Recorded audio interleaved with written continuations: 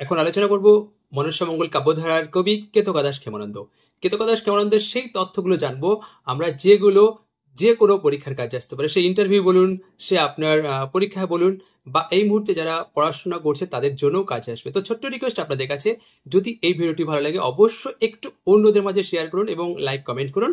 তো চলুন আমরা কেতকাদাস ক্ষেমানন্দের সম্পর্কে আমরা কিছু তথ্য জেনে নিই, যেগুলো অন্তত কাজে আসবে। দেখুন, করতেন তিনি কেতকার ভক্ত ছিলেন বলে নিজেকে কেতকা দাস বলে উল্লেখ করেছেন। শুধু তাই নয়, এতটা পরম ভক্ত ছিলেন যে তিনি তার কাব্যে বারবার নিজেকে কেতকা দাস বলে উল্লেখ করেছেন।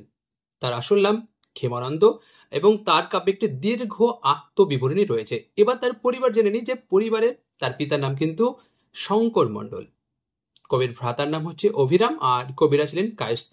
তার কাব্য রচনার কারণ হিসাবে কবি উল্লেখ করছেন যে দেবী মনসা একবার তাকে মুচিনী রূপে দেখা দেন এবং তাকে তার কাব্য রচনা করার নির্দেশ দেন। তার কাব্যের কিছু বৈশিষ্ট্য দেখে নিই, যেগুলো অন্তত আমাদের খুবই খুবই কাজে লাগবে। মনসা মঙ্গল কাব্যের যত কবি রয়েছে তার মধ্যে তার কাব্য প্রথম কিন্তু মুদ্রণ সৌভাগ্য লাভ করছেন, অর্থাৎ প্রথম মুদ্রণ সৌভাগ্য লাভ করছে কেতকদাস ক্ষেমানন্দের কাব্য। তার কাব্যের কিছু বৈশিষ্ট্যের মধ্যে আরেকটি বৈশিষ্ট্য, সেটা হচ্ছে যে বাস্তবতা। দেখুন, 22টি ঘাটের কথা উল্লেখ করেছেন, তার মধ্যে বর্তমানে কিন্তু 14টি ঘাট রয়েছে। বেহুলার যাত্রাপথের যে দুই পাশের যে জনপদের কথা উল্লেখ করছেন সেগুলো কিন্তু বর্তমানে রয়েছে। কবির ভৌগোলিক জ্ঞান এবং ঐতিহাসিক জ্ঞান কিন্তু প্রচুর ছিল, এটা কিন্তু আরেকটি বৈশিষ্ট্যের মধ্যে পড়ে। আর বেহুলা চরিত্রের মধ্যে আমরা রামায়ণের সীতা চরিত্রের আদর্শ লক্ষ্য করছি। আর ডক্টর সুকুমার সেন কেতকাদাস ক্ষেমানন্দকে কিন্তু বলছেন মনসা মঙ্গল কাব্যের প্রতিনিধি স্থানীয় কবি।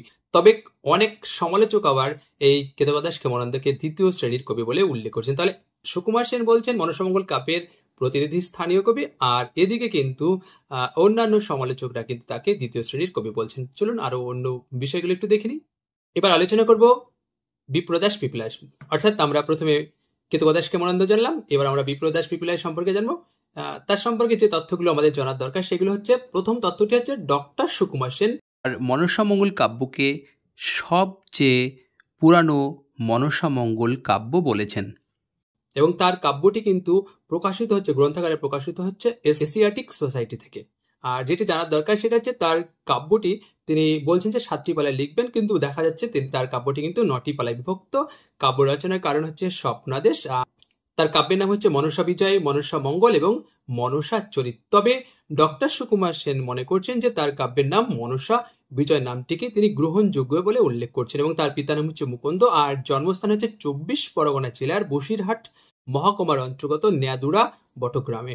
আর তার কাব্যের বাস্তবতা হচ্ছে চাঁদের যে যাত্রাপথ, সেই যাত্রাপথের বর্ণনায় দেখা যাচ্ছে যে কিছু কিছু বাস্তব নামের উল্লেখ আছে, যেমন কুমারহাট, হুগলি, রিষড়া, কন্যনগর, তারপরে খড়দহ, কামারহাটি, চিতপুর, এই যে জায়গাগুলো। আর ডক্টর অসিত কুমার বন্দ্যোপাধ্যায় শব্দ এবং ভাষা নিয়ে বিচার বিশ্লেষণ করে তিনি বলছেন যে তার কাব্য 16 শতাব্দীর পূর্বে রচিত। তবে তার কাব্যের বৈশিষ্ট্য আমাদের জানার দরকার, যেমন তার কাব্যের দেখা যাচ্ছে হাসান হোসেনের যে পালাটি সেটি কিন্তু দীর্ঘ এবং সুপরিকল্পিত। আর তার এই কাব্যের পালায় দেখা যাচ্ছে মুসলমান সমাজে যে তিনি বর্ণনা দিচ্ছেন এবং সেই বর্ণনার কিন্তু অনুপঙ্খ, যার ফলে আমরা এটা অন্তত লক্ষ্য করছি। এটা কিন্তু খুবই গুরুত্বপূর্ণ।